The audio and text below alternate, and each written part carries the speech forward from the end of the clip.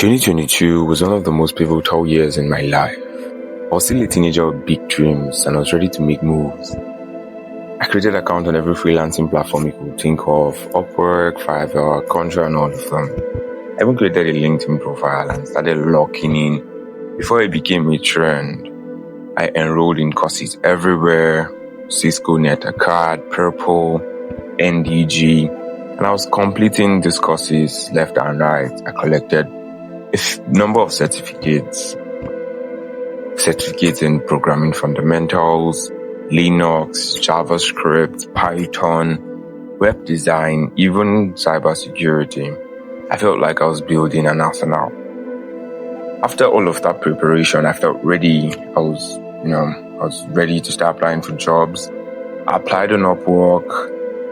Every single job listing that came up on my LinkedIn, I applied. I was eagerly waiting for the first opportunity, like my breakthrough moment. Months passed. No breakthrough, no responses, nothing. I started getting frustrated, but I kept working on other projects.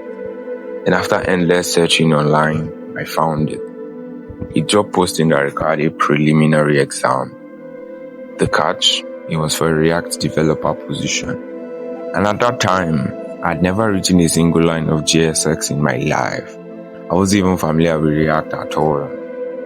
But guess how I reacted? I challenged myself to learn React in 1 week.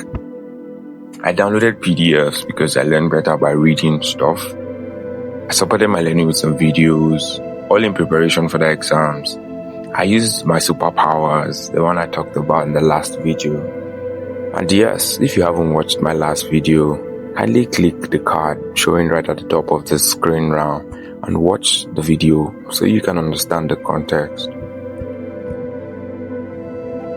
It was a brutal challenge, but I had one clear goal: get my first remote job and just leave the trenches.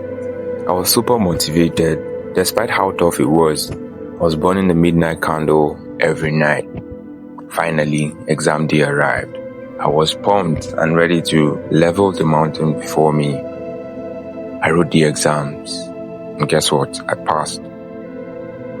But that was just step one.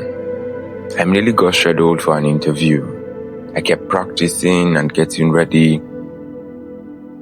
Now, as this up-and-coming teenager that I was at that time, I innocently joined the interview call on my phone. At the interviewer immediately said, "You need to join on the PC," and the interview got rescheduled. Well, you would ask, why didn't you even join on your PC in the first place? Don't you know this is an interview? Well, I did. But the PC I had then did not even have a functioning webcam. So, a man has to do what a man has to do. So I joined on my phone and the interview was rescheduled. But you know what they say, necessity is the mother of innovation. I started searching for alternatives. I started searching for external webcam online. I saw the price and my heart sank. For me, we never leave trenches. I go use this money to buy webcam I not even get. Then, in that same period, I was helping a friend set up for his live broadcast. We had just one digital camera, but he needed to shoot from 2 angles. And I was thinking, how are we going to split this one camera to get 2 angles? This is a live setup.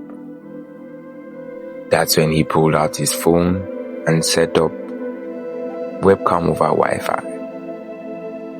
I was like, whoa. This is amazing. It worked perfectly for the whole live broadcast. After that, I rushed home to try the same setup. It worked and I was so happy. I just felt like I had won the jackpot. Finally, my problem was solved. I continued preparing for the interview.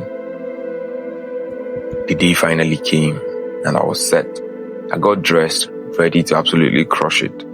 I joined the call 10 minutes early to avoid any technical issue. The interviewer joined. He was really nice and friendly.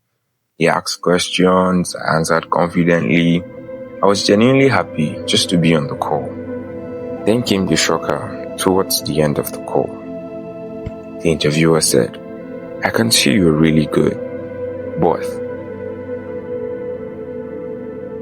as why but?" Phew. Before he finished that sentence, my heart started racing.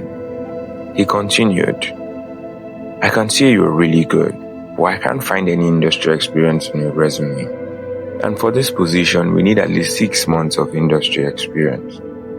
Then he asked, "Oh, do you have any?" Or more. Don't finally stop. I started stuttering. My words completely failed me.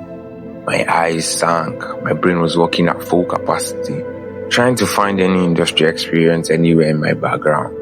But there was none. In that instance, my heart broke.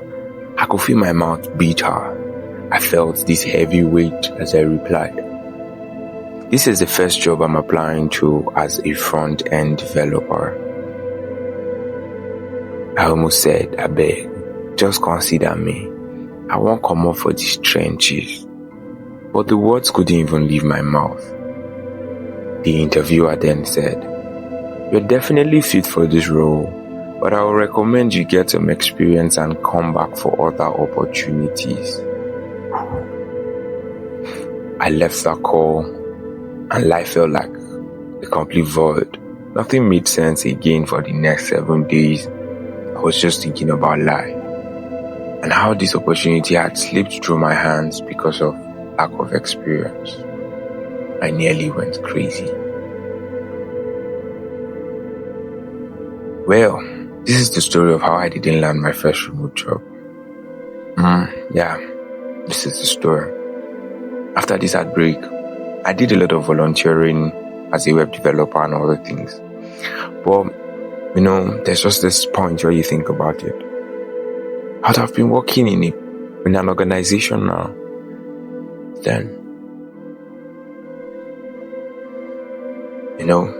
that was the cut. But here's the thing. I'm still open to work as a front-end developer. If you're watching this video and there is an opening in your company or organization, please reach out so I can finally leave these trenches. My email is in the description. But if you don't have any openings, at least subscribe to the channel. If I know if you get the work, at least make I get sub for YouTube, make I feel blue for you. If you enjoyed the story, please like, share this video, and subscribe to my channel again. Police. Thank you. Gracias, amigos.